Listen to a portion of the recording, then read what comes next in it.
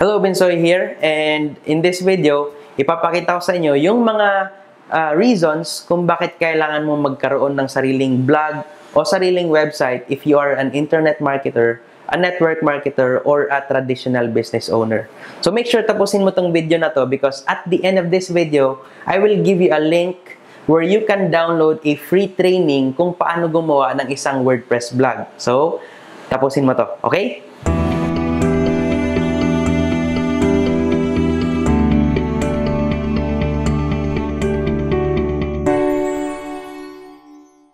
As an internet marketer like me, napaka-importante na i-build ko yung brand ko as an expert in my industry. So, yun yung pinaka-number one reason kung bakit kailangan mo ng sarili mong website. It builds your brand. Okay? So, ibig sabihin nun, this is an avenue. Yung blog mo, yung website mo, isa siyang paraan where people will get to know you, like you, and trust you. If people will do that, if you gain trust, if you gain their trust, then it would be easier for them to buy from you. Mas madaling makapag-decide para sa kanila na bumili sa inyo. Okay? So, kaya importante, kasi doon sa blog na yun, doon mo ipapakita sa kanila yung credibility mo as a business owner, yung credibility mo as an expert marketer, yung credibility mo as a leader in your network marketing business. Diba? Yun naman yung gusto natin kunin, yung trust ng mga tao. Kasi mas madali na lang yun. Mas madali na lang i-position kung ano may yung ino-offer mo sa kanila. Okay? Doon ka rin makikilala ng mga tao. Importante kasi sa website mo na meron kang place doon na makikilala ka nila. Like yung about you or yung contact me, yung mga ganun. So, importante doon na doon ka makikilala ng mga tao. Doon mo pwedeng ilahad yung background mo, kung ba't ka napunta sa ganitong business, or kung ano yung mission and vision nyo as a company. Diba? So, napaka-importante yung lugar na yun. Alright? Doon mo rin pwedeng ipakita kung gaano ka kagaling, kung gaano ka ka-expert sa industriyang kinalalagyan mo. Okay? So, make sure, if you have your own website, na maglagay ka ng mga valuable information para balik-balikan ng mga tao yung website mo. And pag nangyari yun, mas madali na lang silang mag-trust sa'yo. Okay? Number 2 reason is it makes you more professional. Alright? Sa ngayon, halos karamihan ng mga business owners, internet marketers, or network marketers sa Pilipinas ay hindi pa gaano nila nabibigyan ng importansya ang pagkakaroon ng sariling website. Okay? If you're thinking of the long term, diba? Napaka-importante na ma-establish mo yung brand mo and makita rin nila na you're professional enough na meron kang sarili mong website. Diba? It puts you way above the competition kung may sarili kang website. Kung yun lang yung ibibigay mo sa kanila, if they're asking for your portfolio, kung naghahanap sila ng website mo, diba, hindi ka mahihiyang ibigay sa kanila yung website mo kasi binili mo yun eh. And it's professional looking dahil may sarili kang domain. Whereas kung kukuha ka lang ng mga free web hosting service, diba, parang nakita nila na how serious is this person para i-build yung business niya? Ba't hindi siya nag-invest para sa sarili niyang website? Okay? So, hindi naman kasi ganun kamahal ang magkaroon ng sariling website. In fact, GoDaddy ngayon, GoDaddy.com, doon din ako bumibili ng domain. Yung domain ko is workwithbensoy.com, doon ko binili yon. And nabili ko yon for only 53 pesos for 1 year. Okay? So, hindi naman ganun kamahal ang bumili ng isang website.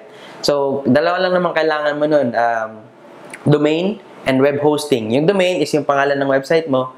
At yung hosting naman is parang dun yung hard drive ng domain mo. So, lahat ng mga files mo, doon sinisave sa hosting. So, kailangan mo ng dalawa. And for hosting, it only costs around $5 to $8 or mga 250 to 300 pesos per month. Pwede mo rin siyang kunin ng yearly, mas malaki yung discount doon. In my team, kasi meron ako sariling server, so I'm hosting my team for free. So, isa yun sa mga benefits of my team being part of my team pala. Okay? Alright, so doon nakaka-save sila. They just need to pay 53 pesos para sa hosting nila.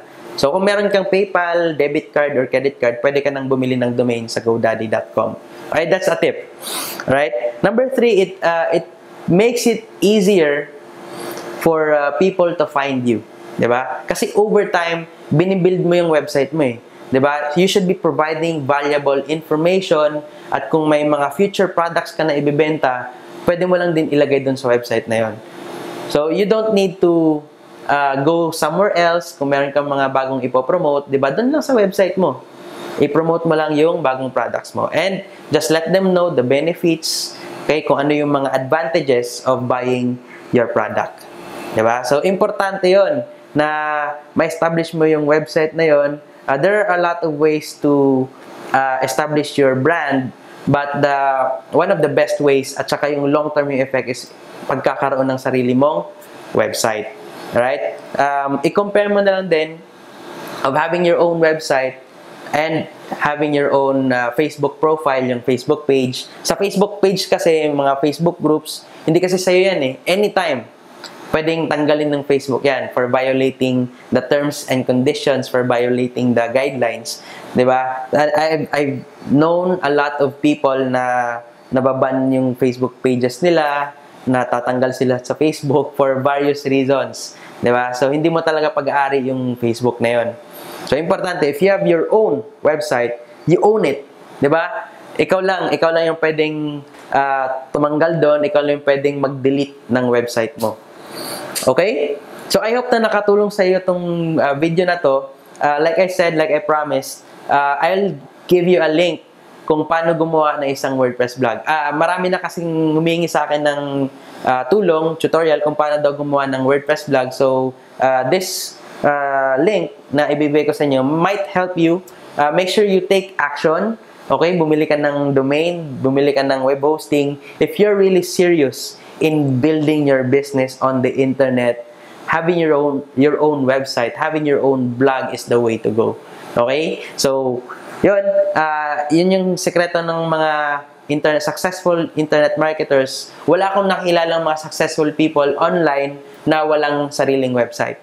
Okay? So, I hope nakatulong yun. And thank you very much for watching this video. And I'll talk to you soon.